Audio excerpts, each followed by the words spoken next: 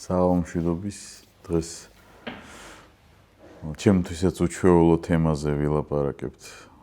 ომამდელი აფხაზეთის ამბები. იდეა გურამის იყო და ყველა მოვიწონეთ, ავიტაცეთ. ძირითადად ეს იქნება ერთი ადამიანის გახსენება ომამდელ აფხაზეთზე. საერთოდ საქართველოს ყველა კუთხე თავისებურად ლამაზია და უნიკალურია. იმ საერთოსთან ერთად რაც აქვს. მაგრამ აფხაზეთს თავისი უნიკალურობა ჰქონდა. მით უმეტეს მე რომელ აფხაზეთსაც გავიხსენებ ეს ძლიერად საბჭოთა კავშირის გავლენის ქვეშ მყოფი ყველაზე რუსიფიცირებული კუთხე იყო ალბათ საქართველოში. ალბათ კი არა ეგრეა. ამიტომ აქ არ არის უარყოფითი გამაყვილება ყურადღების, ანუ რაც არის ფაქტი, იმაზე ის უნდა მოგიყვეთ, ასე ვთქვათ. მე თვითონ დავიბადე 1980 წელს ოჩამჩირის რაიონ სოფელ ილორში. ჩვენი ფუძესახლი ილორის ეკლესიის საპირისპიროდ იყო. მამაჩემის ბებიაც მახსოვს 100 წელზე მეტ სიცოცხლა მან და არ დატოვა აფხაზეთი, იქ დარჩა, იქ გარდაიცვალა. როცა ჩვენ წამოვედით, არ წამოვიდა. მისი უფროსი შვილიც არ წამოვიდა. იქ ეკლესიაში მსახურობდა ის მისი შვილი, როგორც მესანთლე და არ ერჩოდნენ, ასე ვთქვათ. და მაქალბატონის მეუღლე მიხეილ ბართია, ანუ მამაჩემის მამას ბაბუა. დიაკონი იყო ილორის ეკლესიაში და 37-იან წლებში მოყვა მაგ რეპრესიებში, გადასახლებაში და არ დაბრუნებულა იქიდან ცოცხალი. მისი მეუღლისგან ვიცით, ეს 8 შვილის დედა იყო ეს ქალბატონი და 8 შვილი მერე მარტო გაზარდა, ასე ვთქვათ ესე.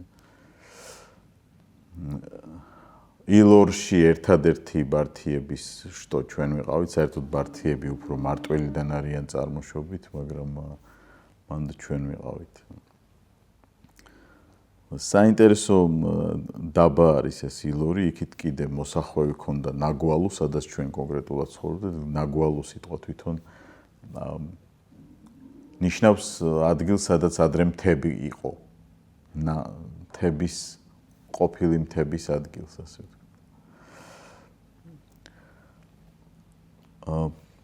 როდესაც ოჩამჩირისკენ მიდიხარ აქედან, როცა შეხვალ აფხაზეთში, გაივლი გალის რაიონს და მერე ილორი იწყება. ილორიც უნდა გაიარო, სანამ ოჩამჩირეში მიხვალ ხელმარცხნივარი მოსახვევი და ეს არის ნაგვალუს მოსახლეები, მაგ დასახლებას ქვია ნაგვალუ და იქ ცხოვრობდით ჩვენ. იქვე იყო მდინარე.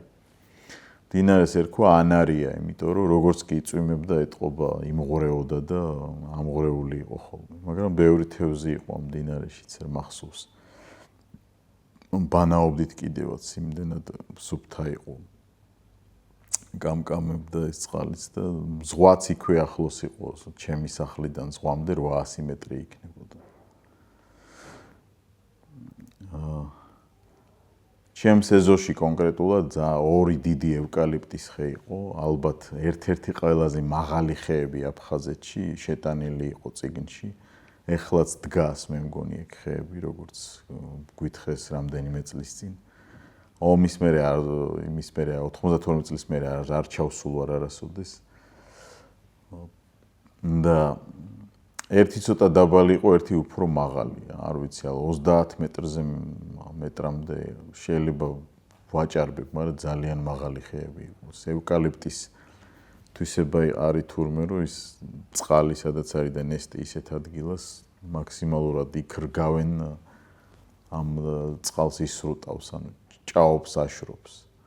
და თვითონაც რაღაც სასარგებლო ისე სამკურნალო თვისებებს აქვს მის ფოთლებს, ხველისთვის და ფილტვების ამბავში და ძალიან კარგად მახსენდება ეს ორი ხე, იმიტომ რომ ერთი მაღალი იყო და ერთი დაბალი და მე და ჩემი ძმა უკამათობდით ხოლმე, რომელი ხე ვისია, ანუ და მაღალ ხეზე გქონდა ორივე პრეტენზია ხოლმე და ეს ძალიან ისე მახსენდება, რომ ჩვენ ეზოში იყო თან ჩვენ ტერიტორიაში შიგნით, გარეთ კი არა ეზოს გარეთ, შემოღობილი სადაც იყო შიგნით. ეს ჩვენი ეზო ადრე ყოფილა საშუალო სკოლა. როდესაც გასაბჭოება მოხდა და ვეღაცას ეთყობა წაართვეს ეს სახლი და იქ სკოლა გახსნეს 4 კლასი თუ რაღაც და მან გქონდა ჩვენ სახლი მახსოვს. ეს მდინარე ანარია ძალიან საინტერესო მდინარეა იქ გამომდინარე იქიდან რომ საერთოდ თევზი ბევრი იყო აფხაზეთში ზღვა იქ და მდინარეებშიც და ქარიყლაპია ქვია რუსულად შუკა ქვია მაგ თევზს ის არის ხეცია ანუ დაძდევს სხვა თევზებს და ჭამს და ამ ქარიყლაპიას ვიჭერდით ხოლმე იმით ესეთი ჭვიალა ვერცხლისფერი თევზი იყო ან სპილენძისფერი კალმახი ქონდა ბოლოში და გაუშვებდი მე დაატრიალებდი და ეს ქარიყლაპია გამოეკიდებოდა და გადაყლაპავდა ამას და ნუ გამოიტანდი მე თევზი უკვე მზად იყო ქარიყლაპიას იმიტომ ეძახიან ქართულად რომ ხშირად ხტება ხოლმე წყლიდან და პირის უღია აქვს როცა ხტება ქარს ყლაპავს ასე ვთქვათ მაგრამ სულ სხვა თევზებს დაძდევს თავისზე პატარა თევზებს არ ინდობს იმდენად ნიანგივით სუჭამა უნდა და ესეთი თევზია მახსოვს ბიძა ჩემი ბებია ჩემს ეთყოდა ხოლმე დაადგიო კაცო ღომის ისაო და ახაო და იმ წუთში დაიჭერდა ხოლმე ახალ თევზებს იმდენად ბუნებრივი იყო ეს უცებ თევზის დაჭერა ანუ დარწმუნებული იყავი რომ დაიჭერდი იმდენი იყო და არავინ დენს და იმას არ იყენებდა იმიტომ რომ იქ ყველა ვინც ცხოვრობდა ესე ну ზოგი ვიღაც შეიძლება აღმოჩნდებოდა რომ ჩუმად გააკეთებდა მაგრამ ეს დენით რო ხოცავდნენ თევზებს და მე იმ დინარეში მონაკვეთში სადაც დასახლება იყო არავინ არ აკეთებდა ანუ ბუნებრივი გზით იჭირებოდა ეს თევზი გარდა ამისა მახსოვს რომ აკრძალული იყო რა თქმა უნდა მაგრამ ბიძაჩემს ნავი ყავდა და ქონდა და ამ ნავს პატარა მოტორი ქონდა უგან ხო და შეცურავდა ზღვაში უყვარდა თევზის ჭერა იქ ბადეს გაშლიდა მესაზღვრეებს მოხდიდა ხოლმე ფულს მაშინ კორუფცია ხო ჩვეულებრივი ეს ზღვის თევზები ზუთხი და სხვადასხვა ჯიშის კამბალა ის ბრტყელი თევზი რო და რაც მახსენდება ეხა კიდე სხვადასხვა ჯიშის თევზი რომელის სახელიც არ ვიცი არ მახსოვს მოსუსავსე იყო მაცივარი ყოველთვის ამ თევზით ანუ ესეთი ის იყო ტბის თევზს არავინ არ კადრულობდა ხოლმე აფხაზეთში ხა ეს აი ტბის თევზი ძალიან დაბალი დონის თევზად მიჩნეულია ეხაც ტბა ყველაზე დაბალია მერე მდინარე მოდის მერე ზღვა და ოკეანის თევზი ზღვის თევზი და მდინარის თევზი რო იჭირებოდა ამიტომ ტბის თევზს თითქმის არავინ არ ეკარებოდა ყველაზე ყურში მოსახვედრი და თვალში მოსახვედრი სხვა კუთხიდან აფხაზეთში ჩასული ადამიანისთვის ქართველისთვის საქართველოს მკვიდრისთვის კომუნისტების პერიოდშიც და ახლაც მით უმეტეს თუ ვინმე ჩადის სხვა გზებით ან როგორმე არის ის რომ რუსულ ენაზე საუბრობდნენ ყოველთვის იქ ანუ იყო მართლა იქ ფაქტი იყო რომ უმრავლესობამ ქართველებისა ქართული ენა არ იცოდა გამართულად ზოგმა საერთოდაც არ იცოდა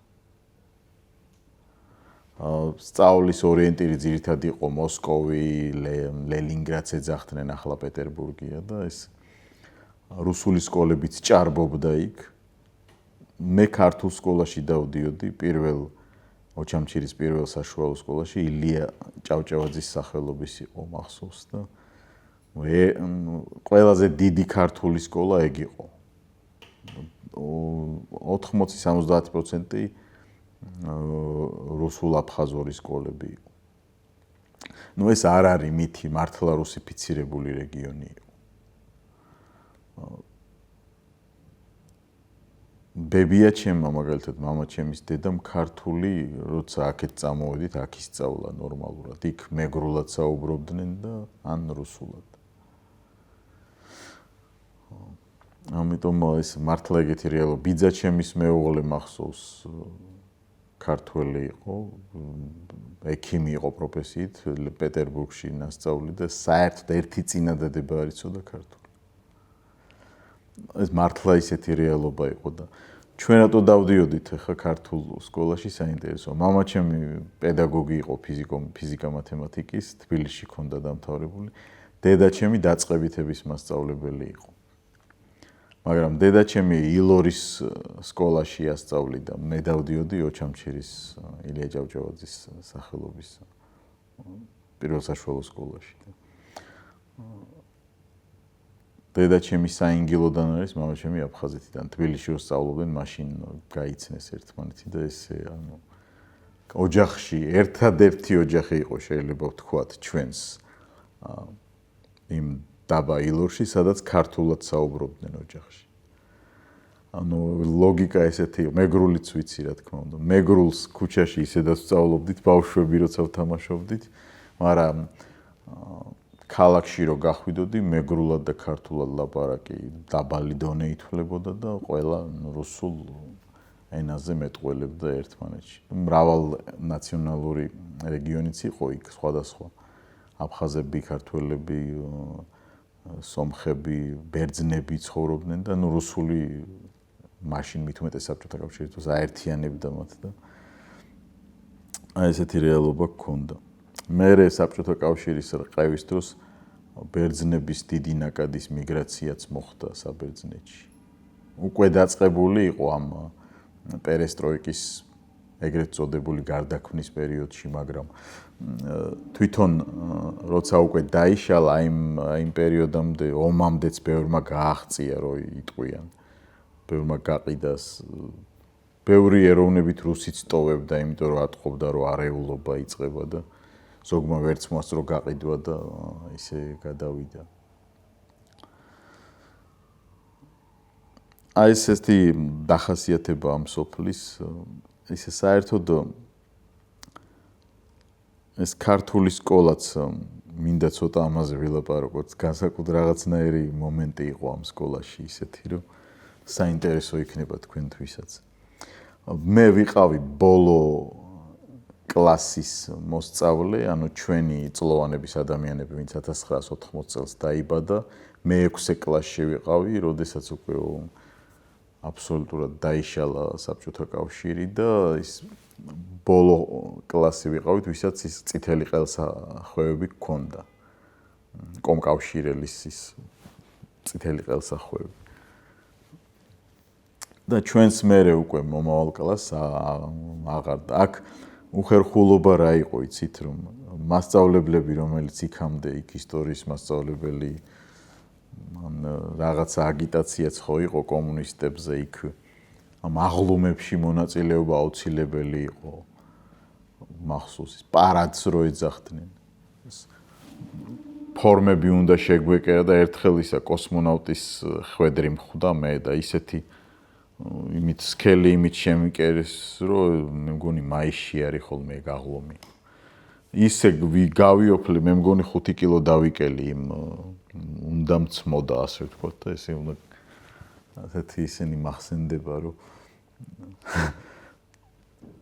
ისე გავიოფლე იმ იმაში, კოსმონავტობა მინდოდა შემზიზღდა კოსმონავტობა იმის მერე. ესე თუ ცხელად კოსმონავტებს არ მინდა მეთქი. როდესაც ეს ეროვნული მოძრაობა განვითარდა საქართველოში და დაიძრა, მოხდა ესეთი რაღაცა, სანამ იქ ძლიერი დატაკება მოხდებოდა აფხაზებსა და ქართველებს შორის, რომელიც ცხადია, რუსების ინიციატივით იყო. ნაკადი წამოვიდა ქართულ სკოლებში, რუსული სკოლებიდან ბავშვების და ვეღარ ვეტეოდით ამ ქართულ სკოლაში. ანუ რუსული სკოლები როგორც ჩანს ქართული სექტორის გახსნაზე რაღაც ბლოკებს აკეთებდნენ და ეს ეროვნული მოძრაობით გატაცებული მშობლები, რას ქვია ჩვენი შვილები რუსულად ვასწავლით და დააბრუნეს, ეხლა მე-5 კლასში ვიყავით, რომ მე-6 კლასში უკვე 92 წელს უკვე მომიიყო და წამოვედით მე. გადმოვიდნენ მახსოვს A, B და C და მთელი ამბანი სამდე იყო, არ ვიცი, იმდენი კლასი იყო ქართული და 2 ცვლა და საღამოს საათებში და როგორ გაგვანაწილეს ახლა. მახსოვს 10 ქართული სკოლის მოსწავლე ვიჯექით და გვერდით დაგვისვეს რუსული სკოლიდან გადმოსული ბავშვები თითოს, რომ ჩვენ დავხმარებოდით ამ ქართულ ენაზე, ასე ვთქვათ, რომ აეთვისებინათ ის საგნები რა. საინტერესო პროცესი იყო იქ გაცნობაც, მე ბავშვებს შორის კამათიც. ესეთი ფენომენიც მახსოვს, ეხლა ძალიან მხიარულად ვიხსენებ, მაშინ კი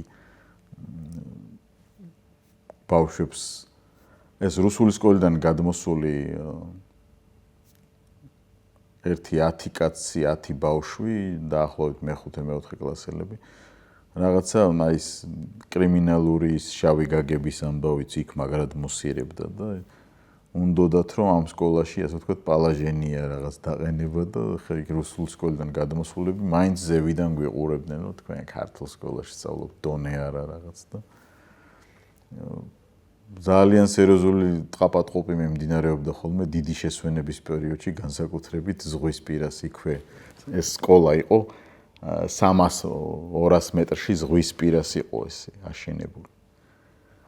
იქვე იყო სტადიონი ოჩამჩირის, ვიტალი დარასელიას სახლიც იქვე ახლოს იყო.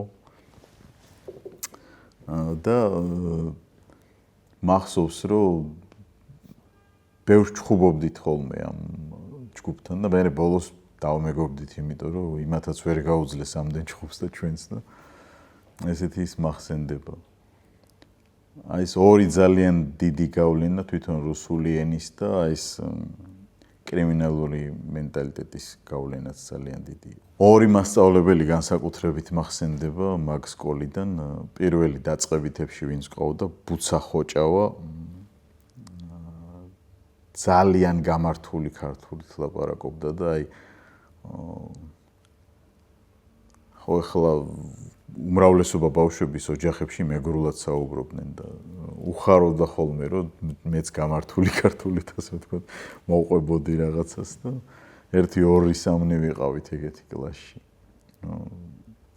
ვისაც დედა მეგრელი არ ყავდა, ისინი ქართულად საუბრობდნენ ოჯახებში. მეგრული ენის წინააღმდეგი კი არა, უბრალოდ რეალობა ასეთი იყო. ბუცა მასწავლებელი ძალიან მაგრად მახსენდება, იმიტომ რომ აი გაკვეთილის მოყოლ, მე არ მახსოვს ეგ ქალი, რომ აი თავის მონაყოლთან სულ ერთია დამოკიდებულება რო ჰქონოდა. ყველა გაკვეთილზე იყო ანთებული და ყველა ეტყვა, მოწოდება ეტყობოდა რომ მასწავლებელია.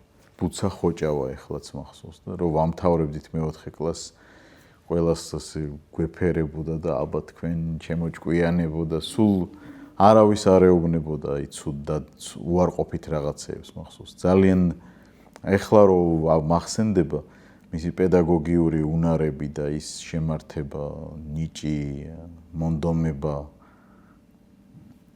ძალიან ძლიერი იყო რა პიროვნულად. ზოგი გაკვეთილი ეხლაც კი მახსოვს, აი მთლიანად რასაც გვიყვებოდა ხო.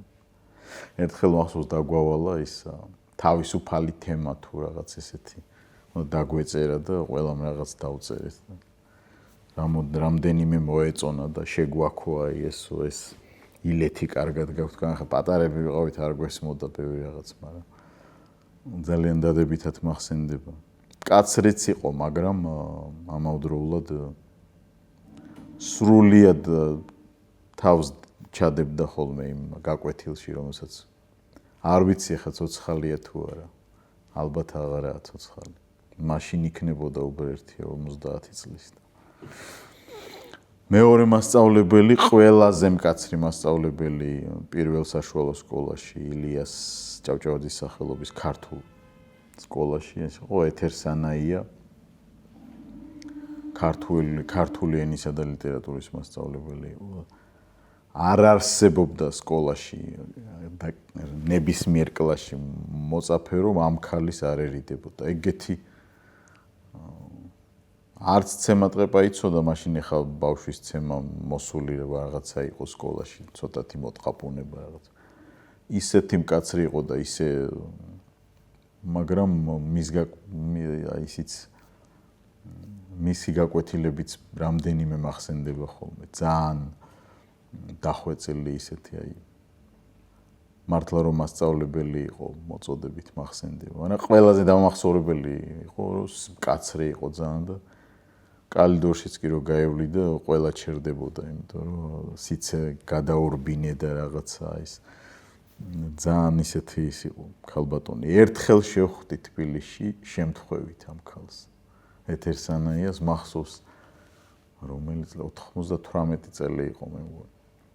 დეზერტირების ბაზარში ვარ და რაღაცას ყიდულობდი მეს და გვერდით უყურებ ქალბატონი ეთერი ცოტა მოტეხილი და მეთქი ლაშა ვარ ბართია რაღაცა და მე გაუხარდა რაღაცა. მახსოვს ეგ მომენტი რომ ძალიან გაუხარდა ჩემი ნახვა. ცდილობდი ხოლმე რომ კარგად მესწავლა რა ვიცი და მამა ჩემის მასწავლებელიც იყო ეს ქალი ეს ეთერსანაია და იქ იცოდა ესე და ანუ მთელი თაობები იყო მაგ სკოლაში გასდილი მაგ ქალბატონის მიერ. ესეთი კარგი ის მახსენდება სკოლასთან დაკავშირებით. ეხლა ცოტა ყოველდღიურობაზეც ვილაპარაკოთ და მე რელიგიაზეც მინდა ვთქვა ერთი-ორი სიტყვა.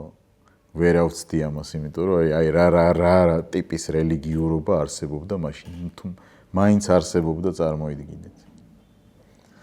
ამ საბჭოთა კავშირის დაშლის პერიფერიების დროს და იქამდეც და მერე ზვიადის დროსაც და რაღაც ეს ხალხური ფოლკლორული რელიგიურობა გარკვეულწილად არსებობდა.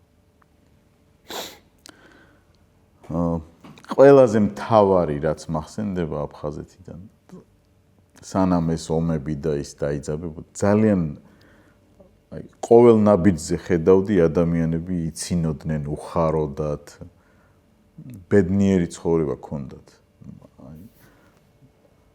მატერიალური თვალსაზრისით კი ოფიციალურად სამსახურებში დაბალი ხელფასი იყო მაგრამ ასე ვთქვათ იქ ჩალიჩი მიმდინარეობდა ეგრეთ წოდებული რა იგულისხმება ახლა ერთი კურორტული ზონა იყო ჩამოდიოდნენ ბევრს ჰქონდა ეს აწყობილი საოჯახო სასტუმროს ეძახიან ახლა მაგრამ მაშინ ეგრე არ ერქვა მაგრამ ისე ჰქონდა სახლი აშენებული მაგალითად სამი სართული ქვედა სართული მთლიანად დგმურებისთვის ანუ დამსვენებლებისთვის და მე იქ ყველას უკვე თავისი ოჯახები ყავდა დამსვენებლები და ეს ერთ-ერთი შემოსავლის წყარო იყო. მეორე თითქმის ყველა გარდა სამსახურში ვინმე მამაკაცი ოჯახიდან რაღაცა სატვირთო მანქანას ფლობდა, ზოგი დიდ სკამას და ზოგი საშუალოს.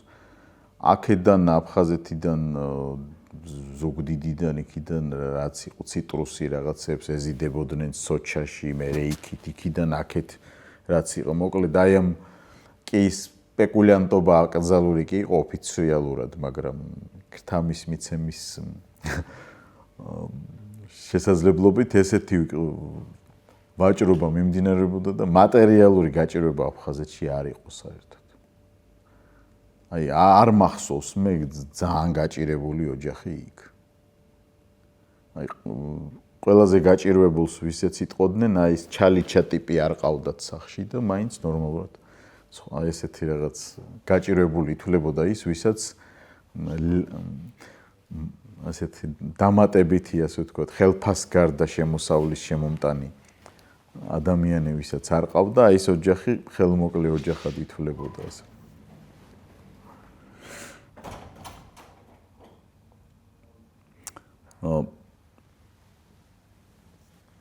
ურთიერთპატივისცემა და სტუმართმოყვარეობა მართლა იყო. აი ძალიან დასავლეთში ხო ეს ისე იციან. ყველგან იციან ჩვენს საქართველოში, მაგრამ იქ დასავლეთის ხალხი უფრო ძალიან გას რაღაცნაირად გარეგნულადაც გადაყოლას გამოხატავს. კახეთშიც რა თქმა უნდა მაგარი პორმალიცია, მაგრამ კახეთში 15 ჯერ არ გეტყვიან შეჭამე ან როდევს კახელი კაცი გულისხმობს რომ უნდა ჭამო კაც ვაბარისთვის მოვიტანი ხო? იმიტომ კი არა რომ სხვანაირი ადამიანია, მაგრამ დასავლეთში აი თუ არ გეტყოდნენ სტუმრად რო იყავი 5 ჯერ ჭამეო, არ შეჭამდი. ესეთი რაღაც კულტურა იყო იქ მართლა.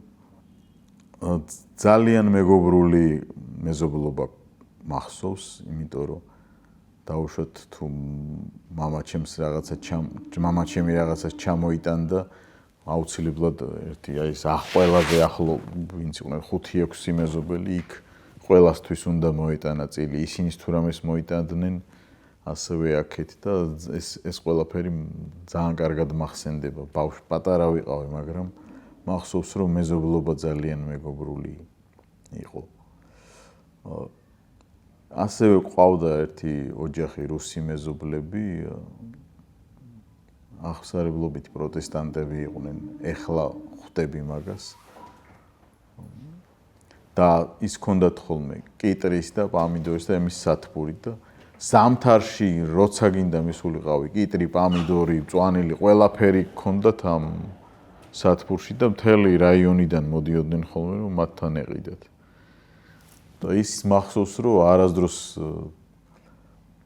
მეზობლებს ფულს არ ართმევდნენ ხოლმე, ანუ რომ მიხვიდოდი საყიდლად ისე გამოგატანდა რამდენიცაც ეტყოდი და აი ესეთი მეზობლობა ძალიან ეროვნები, სხვადასხვა ეროვნების ხალხი, აფხაზი, რუსი, ქართველი, სომეხი, ყველანაირი ხალხი ცხოვრობდა.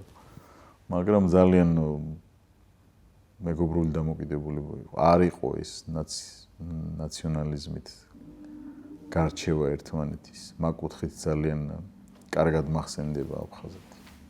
აი ეს თავის გამოსაჩენად რაღაცის კეთების მომენტიც იყო. რას გულისხმობ, მაგალითად სახლი ძალიან პომპეზური უნდა აშენებულიყო. ეზოები ძალიან მოციკციკებული, აი გეგონებოდა პარკში შედიოდი, ეზოში რო შედიოდი. აი ეს დასავლეთს ახასიათებდა, განსაკუთრებული მოვლა ეზოში. ქორწილს თუ გადაიხდიდნენ, დაუშვათ იმ ხელა და ისეთი პომპეზურობით ხდებოდა, რომ არ ვიცი, აი ერთი ქორწილი მახსენდება, პატარა ვიყავი და დათო ჯოლოხავას ქორწილი იყო. მოკლეს აფხაზეთის ომში ეგ კაცი და მაშინ საქორწინო ისინი იმდენად არ იყო სახლები და ეს შეფას რო ეძახოდნენ, აი თვალი არ წუდებოდა და ოფიციალურად 800 კაცი იყო დაპატიჟებული და ეხა 800 კაცს რო ეპატიჟებოდნენ, გულისხმობდნენ რომ ორი მაინც მოვა იქიდან. რო ვუყურე იქ ხარების დაკვლას და იმ ქორწილისთვის სამზადის, არ ვიცი ის იყო. რაღაცა ღმერთისთვის მსხვერპლ შეწირვა გაგახსენდებოდა და იმდენი საკლავი დაკლეს მახსოვს მაშინ და ძალიან ზღვა ხალხი, აი არ ვიცი და იქ თამადას კიდე იქ მიკროფონს რო აძლევენ, რომ ყველამ გაიგოს, მაშინ კიდე მიკროფონები მომღერლებს ჰქონდათ მარტო. აი ესეთი ეპიზოდიც მახსენდება ეს ქორწილის პომპეზურობა.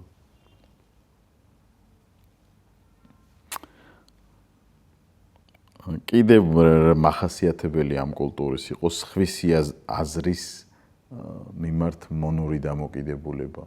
ზოგადად ალბათ საბჭოთა კავშირს ახასიათებდა ეს, მაგრამ კავკასიურ და ისეთ კულტურებს განსაკუთრებით და აი ის რა სიტყვის, ეს რა სიტყვის და აი ესე უნდა 4-იანის მოტანა სახში ჩვენთან მომაკვდინებელი ცოდვა იყო. ანუ თუ კარგად სწავლობდი 4-იანი უკვე ცუდი ხელწერა იყო და ეს როგორ გითხრათ ანუ აფხაზეთში მე 4-იანი არ მქონია. იმიტომ კი არა რომ მიყვარდა ყველა საგანი, მათემატიკა საერთოდ მეზიზღებოდა, მაგრამ მიჭირდა მათემატიკა, მაგრამ იმდენად დაკომპლექსებული ვიყავი, რომ აი შენ ეხა ხვდები რომ ეგ ძალიან არასწორია, იმიტომ რომ აკადემიური ძალადობის მომენტიც მოდის მანდ და მე გეზიზღება საერთოდ ის საგანი, რომელსაც ვერ ერევი და ზედმეტად რო გაძალებენ, ასე ვთქვათ. კინოთეატრიც გქონდა ოჩამჩირის ქალაქში, კინოთეატრი ეს ერთ-ერთი ის ადგილი იყო, სადაც იკრიბებოდა ხალხი, რაღაც ახალი ფილმი ჩამოვიდოდა. პატარა ვიყავი მახსოვს ისა. არ უშვებდნენ ჩემი წლოვანების ბავშვებს მაგ ფილმზე ერთხელ ამერიკაში. მაგრამ იქ მეგობრებმა მოვილაპარაკეთ და იმ ვინც იქ იდგა იმ კაცს ერთი მანეთის ნაცვლად ორ-ორი მანეთი მივეცით და შევედით ამ ფილმს უყურეთ და მოკლედ აი ეგეთი რაღაცა. მახსოვს კიდე რომ მაგ კინოთეატრში აი 90-იანი წლები იყო, 10-11 წლის ვიყავი. ის ცნობილი ფილმი როა იესოზე ის ფილმი აჩვენეს და ძალიან ბევრი ხალხი იყო მაშინ. ეს კლასიკური ფილმია 2 საათიანია. აი ფილმი მახსენდება. მერე უკვე ხა აფხაზეთში ყველაფერი ახალი შემოდიოდა, იმიტომ რომ იქ გემი, პორტი რაღაცა და მახსოვს ვიდეო მაგნიტოფონი შარფი ერქვა და ეს შეიძინა მამაჩემო და მე ნუ ისეთი ფილმებიც გქონდა, რაც რისი ყურებაც შეიძლებოდა ბავშვებისთვის და ყოველ საღამოს კინოთეატრივით იყო უკვე დიდი ზალა, სადაც გქონდა, მოვიდოდნენ მეზობლები და ყოველ საღამოს 2 ფილმი, ანუ ეს რაღაცა დიდი ის რომელ ფილმსაც კიდე ჩართავდი და უყურებდი რაღაცა სიახლე და ყველაფერი ეს სიახლე შემოდიოდა იმის ხარჯზე, რომ უცხოელები ხო გემები შემოდიოდნენ და ამით იქ ჩასაცმელი ჯინსები და რაღაცა და მახსოვს პირველი ჯინსი რო ჩავიცვი ჯერ საბავშვო ჯინსი თუ არსებობდა ვინ იცოდა და ისეთი ის ვიყავი ახთოვანებული რომ აა ჯინსი და რაღაცა გემებით შემოდიოდა ხოლმე ეს ყველაფერი. ქორწილზე ვილაპარაკე და ცოტა სატირალზეც უნდა ვთქვა. პატარა ვიყავი, მაგრამ რომელი სატირალიც მახსენდება, ეს იყო სრული იმედგაცრუების უსასტიკესი დრამა, რაც კი შეიძლება აი რეალურად ნახო. მართლა იმ ლოყების ჩამოტყავება, ლამის კუბომდე ჩაყოლა და აი ეს კუდარზე გადაყოლა ახასიათებდა ეს აფხაზეთს. ყველაფერში მაქსიმალისტები იყვნენ. ალბათ თბილისში ყოფნამ და აქეთ ყოფნამ ცოტა უმკურნალა ამ კუთხით ჩვენ ხალხს. მაგრამ აი რაც მახსენდება მართლა ის უსასტიკესად დრამატიზირებულია ეს სატირალი ზედმეტად გადამეტყვი. დიუმას აქვს მე მგონი აღწერილი და ტყუილს არაფერს არ ამბობს მართლა იქ. აი სამეგრელოში როგორი გლოვა იციან აფხაზეთის მეგრელებმაც არანაკლები ასე იცოდნენ ხოლმე და აი ეს ცუდად მახსენდება ხოლმე ეგ. აი რელიგია ომამდენ აფხაზეთში და მე ეროვნული მოძრაობა რო დაიწყო ესეც საინტერესო მომენტია, მე მგონი დაგვაინტერესებს ხა ამაზეც პროფესიით რაგან თეოლოგი ვარ, ცოტა მინდოდა ესეც მეთქვა. საერთოდ აი დასავლეთში ცრურწმენები ძალიან გავრცელებული იყო მახსოვს ესეც. ხამით რაღაც ცხელი წყალი არ გადაასხა, ის ასე არ ქნა, ის ასე არ ქნა, რაღაც ცუდად მახსენდება ესეც ეს რაღაცები. ძალიან გამსჭვალული იყო ეს კულტურა ცრურწმენებით. ადამიანი ათეისტად თვლიდა თავს და მაინც მიიჩნევდა რომ აი ვინმე რო რომ გარდაიცვლება ეს კუბო ესე უნდა წაიღო ისე იმიტომ რომ თუ არა და ის შეწუხდება და ამს სინამდვილეში რო გეკითხა შეიძლება ათეისტი იყო ან უბრალოდ ამ კულტურის წევრი მაგია ძალიან გავრცელებული იყო რას გულისხმობ ხა მაგიის სპეციალისტებს კი არ გულისხმობ მაგრამ კითხავთან მისვლა იყვნენ ცნობილი მკითხავები იმასთან მივიდა რაღაცა დაეკითხა ხო პატარა ვიყავი მაგრამ იმ საუბრებში მახსენდება იმ ყავაზე მკითხაობა ძალიან გავრცელებული პრაქტიკა იყო ხაზეთში საერთოდ ეს თურქული ყავის დალევა ქვიშაზე მოდუღება იქ ძალიან პოპულარული იყო და ჩვენს ოჯახის ბევრი ყავა ილეოდა მეზობლებთანაც სერიოზულად იყო სპეციალისტი ყავის მკითხავი და იქ ჩაიხედებოდა და ტანკებსაც კი ამოიცნობდა ომის წინ და რაღაც აი ომი გველოდება და ესეთი მომენტები ამ ხალხში იყო. მე შემლოცველი სპეციალისტებიც იყვნენ ვიღაც ქალბატონები და აი ეს ლოცვა იცოდნენ ის ლოცვა იცოდნენ და ერთი მომენტი უნდა გაგიხსენოთ სასაცილოც არის და ესეთიც რომ რაღაცა კანის ის არის როცა ეშრიშება ძალიან ადამიანს კანი რაღაცა ქვია მაგას და ერთ-ორ ბავშვს ეგ დაგვემართა და ეს ჭიჭიბებია ერქვა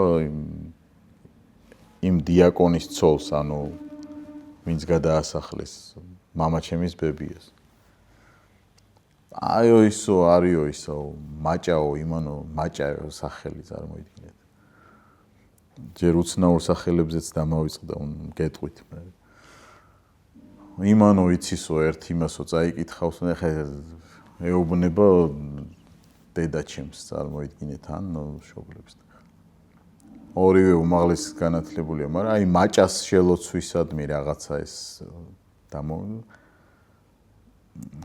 ძალიან ცუდი რაღაცნაირი შელოცვა იცოდა მაჭამ მაგრამ გეტყვით მაინც რანაირი რაღაცა ლოცვას კითხულობს და მე უნდა მოგაფურთხოს სახეზე რომ განიკურნო ამ საბედნიეროდ იმას მიაფურთხა პირველი და მე მოვძუძგე ეგრევე მაჭას ფურთხს ნამდვილად ვერ გაუძლებ არო მახსენდება ძალიან სწორად მოვიკვეცი იმიტომ რომ ძალიან ცუდი შესახედავი იყო ის ბავშვი იმ პროცესის მერე და არ უნდა დაგებანა ეს საღამომდე აი რეალობას გიყვებით რაც იყო აი ესეთ მაღალი კულტურის დონის ასე ვთქვათ აფხაზეთში ესეთი მარგინალური რაღაცები მახსენდება ძალიან გამოკვეთილად მახსენდება ასევე ეგრეთ წოდებული ბატონების კულტი რო არის დღესაც შემორჩენილი საქართველოში იცით ამის შესახებ აი ინფექცია დამავიწყდა მაგ ინფექციის სახელი მეცნიერულად ჩვეულებრივი ინფექცია ემართება ყველა ბავშვს და მიაჩნიათ რომ რაღაც ამას ბოროტისულები იწვევს და სპეციალური შემლოცველი ქალი არსებობდა ამ სულების გასადევნადაც კი არა ანუ გასაკეთილშობილებლად რომ ადვილად გადაეტანა ადამიანს იმდენად დიდი იყო ამ კულტის გავლენა რომ ეს თუ ჭირდა ოჯახს ვიღაცა ახლობელიც რო გარდაცვლილიყო და ძალიან იქ არ უნდა ეტირათ არ უნდა წასულიყვნენ სატირალში და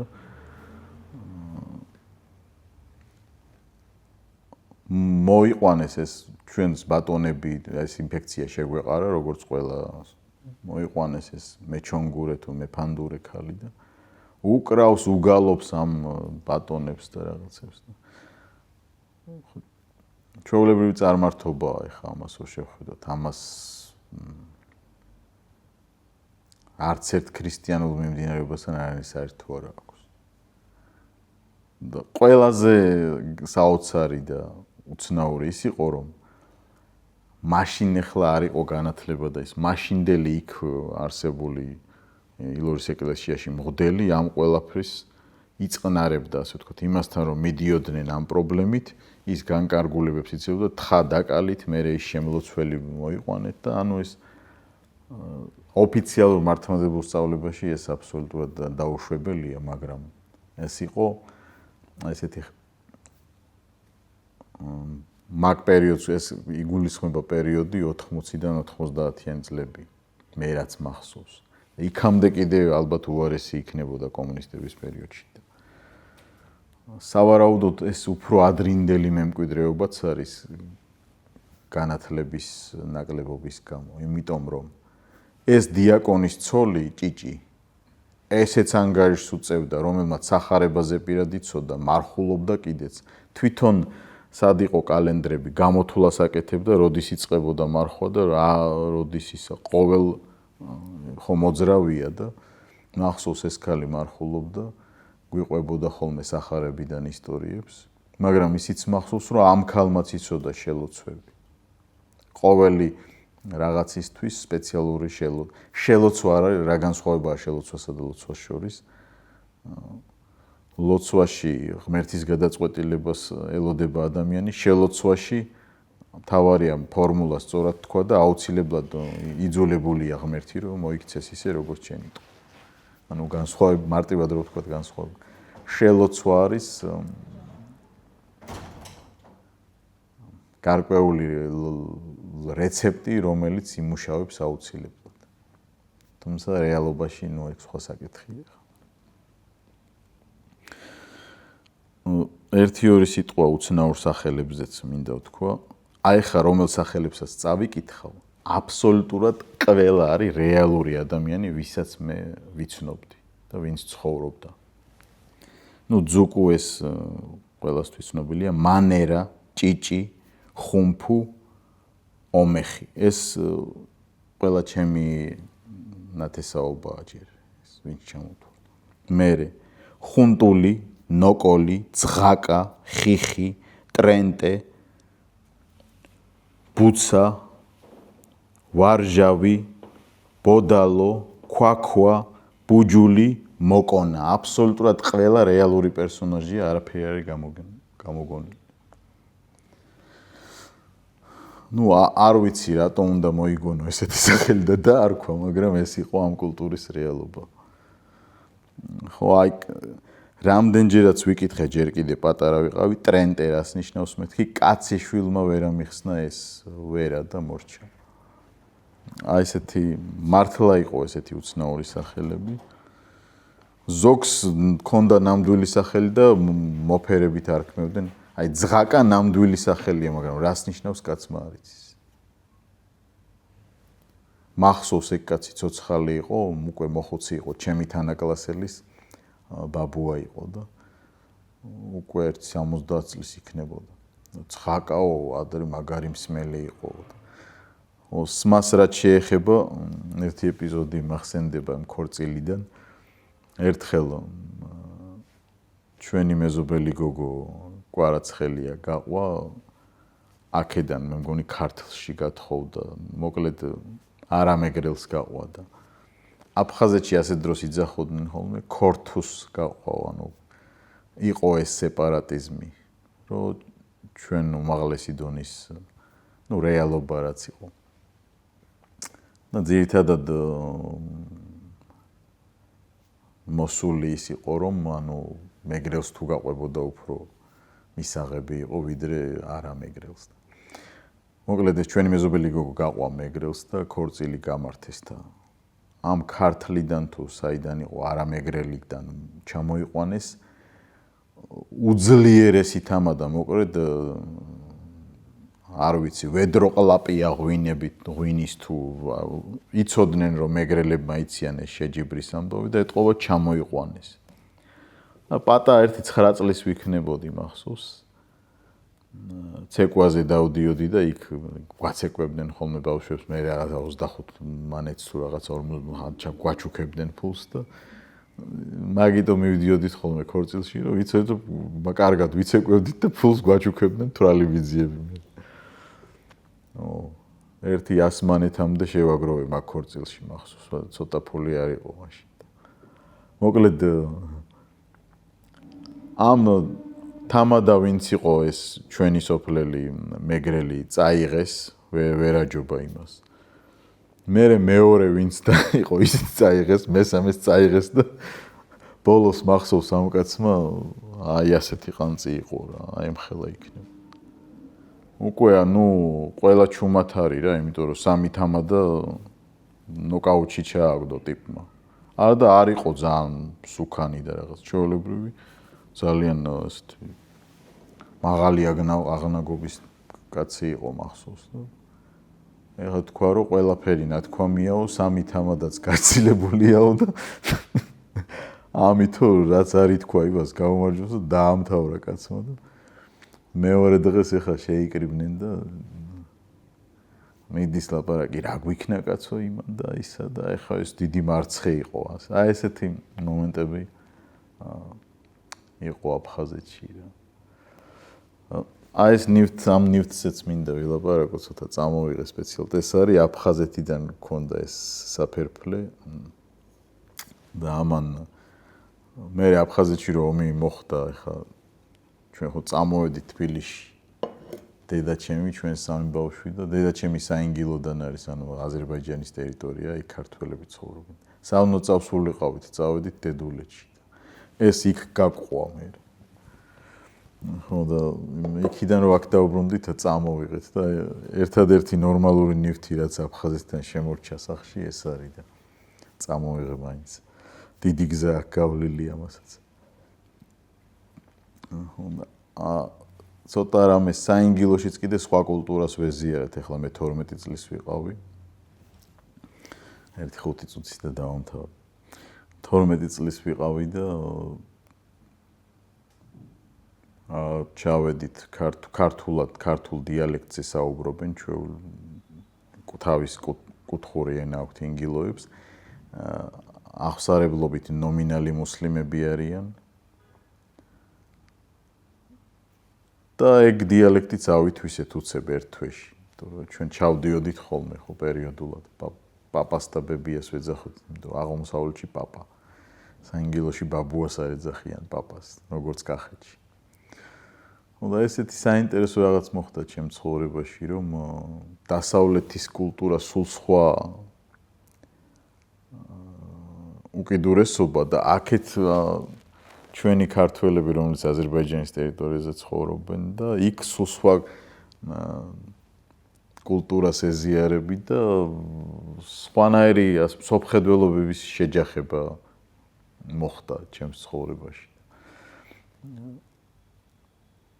ასევე იქ ხედავ ხალხს რომ იქ მეჩეთში დადიან იქ კიდე ისეთი ფორმის ქრისტიანობა რაზეც ვილაპარაკეთ დავამთავრე სკოლა მანდ საინგილოში ბელაქნის რაიონი სოფელი ითითალა ასლან ბალაევის სახელობის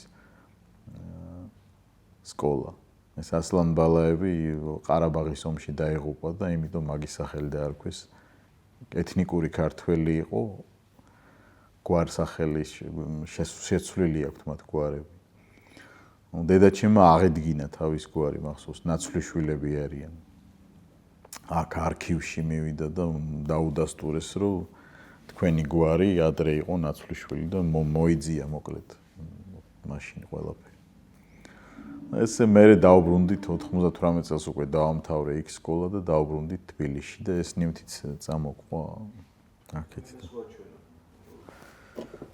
ეს ჩვეულებრივი საფერფლეა მაშინ ბევრს ექნებ შეიძლება ეხაც აქვინვე შემორჩენილი ალბათ ეს მგელი არის და წამოწოლილია მხართეზოზე თუ რა შვრება რა ვიცი საფერფლე წეველი არა ვარ მაგრამ ნუ შემორჩა ოჯახში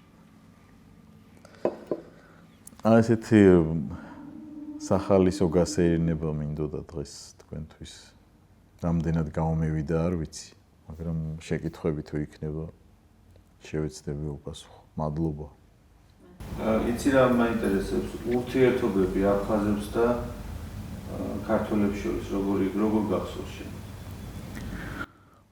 ძალიან კარგად. ბოლო წლებში დაიძაბა ისიც ალბათ რომ სეპარატისტები გამოიყენეს რუსებმა და იმიტომ თორე მაგალითად ბებია ჩემი, მამა ჩემის დედა დედამისი ისა აფხაზი იყო. არშბა. ბებია ჩემი ფიფია იყო გვარად. ანუ ძალიან გადაჯაჭვული იყო ოჯახები და არ იყო ეს სიძულვილი. ეს მე რაც მახსენდება ხა ბავშვებიც ყავდა მეგობრები აფხაზები ერთმანეთს. რუსული თქვი რომ რუსული იყო. აფხაზებს და ქართველებს შორის. კი. თუ მასიურად იყვნენ აფხაზები და ქართული ოჯახები უმცირესობაში, მაშინ ქართველებმა აფხაზური უკვე იცოდნენ. მაგრამ ჩვენ სადაც ცხოვრობდით, იქ ბევრი აფხაზი არ იყო, მაგრამ იმათ მეგრულიც იცოდნენ და რუსულიც, ქართული არ იცოდნენ. ზოგადად ძველმა ხალხმა უფრო ბაბუა ჩემის თაობამ, მამა ჩემის მამის თაობამ აფხაზურიც იცოდა და მეგრულიც. ჩვენ უკვე რუსული დონე ენა ითვლებოდა და იმ ენაზე ვსაუბრობდით მაშინვე ერთმანეთში. ქართველებიც კი ვისაც ეუკადრისებოდა მეგრულად და ქართულად, ყველა რუსულად საუბრობდა. ხა მახსოვს ბიძა ჩემის მეუღლე, ომეხის მეუღლე რუსულად საუბრობდა ოჯახში, მან არ იცოდა ქართული. მექიმი ვინც იყო. გამართული აკადემიური გრამატიკა, მისი ბავშვებიც რუსულად საუბრობდა. მისი ბავშვი ხა თვითონ კრემში ცხოვრობენ და მეგრული და რუსული იციან და ქართული არ იციან ეხლაც. ვინც თბილისში ღებულობდა განათლებას ქართულ სკოლებში, მაგრამ უმრავლესობა რუსეთში ღებულობდა იქ განათლებას. ეს რეალობა იყო. ამით რაღაც დამამცირებელს კი არ ამბობ, მეც მაგ ხალხის ნაწილი ვარ. უბრალოდ რეალობა ასეთი იყო. ჩვენ მეგრულად რო საუბრობდით, მე და ჩემი ძმა, ჩემი და ჩვენ ვლაპარაკობდით ქართული აქცენტით მეგრულს, იმიტომ რომ ოჯახში ქართულად ვლაპარაკობდით, პირიქით. ანუ არ ვცდილობდით რომ მეგრულად, რომ სალაპარაკო ენა ოჯახში ქართული გქონდა. მე, ჩემი უფროსი ძმა და სამნი ვიყავით.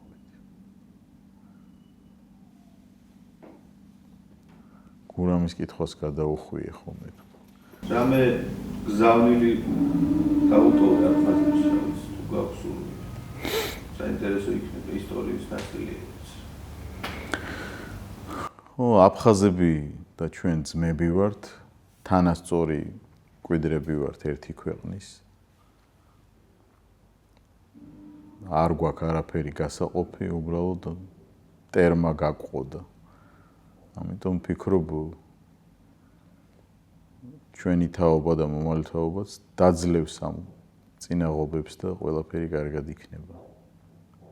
მშვიდობიანად გაერთიანდება ალბათ საქართველო. ეს იქნება ჩემი სურვილი და განწყობაც. დამავიწყდა მეთქვა, კლასში ქართულ სექტორზე ჩვენთან სწავლობდა აფხაზი გოგო, ნინო კაკბა. ქართულ სექტორში სწავლობდა ჩემთან, ილია ჭავჭავაძის სახელობის პირველ საშუალო სკოლაში, პირველივე კლასიდან, მერე კი არ გადმოვიდა რუსულიდან. მამამისი აფხაზი იყო და ქართულ სკოლაში სწავლობდა. ეს რომ ეხა რო შემეკითხე გამახსენდა. სად არის ახლა? მე მგონი მოსკოვში ცხოვრობს. აღარა მაქვს დიდი ერთხელ 10 წლის წინ გადავიკვეთეთ თბილისში. ვფიქრობ მოსკოვში ცხოვრობს. ნინო კაკბა. პირველივე კლასიდან ქართულ სკოლაში სწავლობდა. ეს ხო რუსიფიკაცია იყო, მაგრამ ესეთი მომენტებიც იყო, აი. გურამი რო შემეკითხა, ეხა გამახსენდა. რავი, უნდა აღდგეს ეს ძმობა და მე მგონი დაწყებულიც არის ეგ პროცესი. მაგას ვიტყოდი. დიდი მადლობა. მადლობა თქვენ.